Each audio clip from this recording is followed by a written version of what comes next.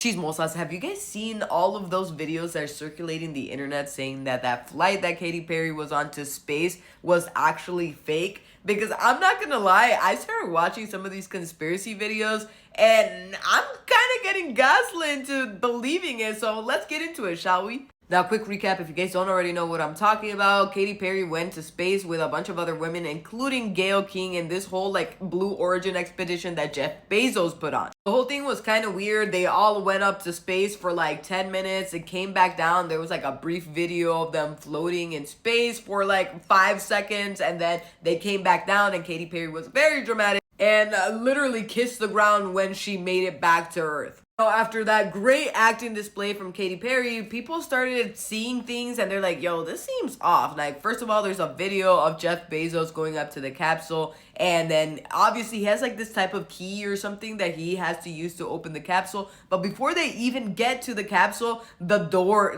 kind of swings open and they both look at each other like, huh? Then as they're approaching the door again, it's shut, and then Jeff Bezos puts on this whole show that he's having a hard time opening it, and then it just swings open. Now, tons of people are talking about this moment in particular. This post said it was fake. The girls opened the door to begin with from the inside themselves with nothing, no tools. The lady stepped up to the door and they closed the door. Then they waited a few minutes and Jeff Bezos stepped up with some sort of tool and acted like he unlocked the latch. Now, I'm not gonna lie, I watched the actual clip and it does look sus, but what do I know? Now, the next thing is they were up in space for 10 minutes, and when they came back down, the little capsule, it looked in pristine condition. It looked like it had never been through a single thing in its life.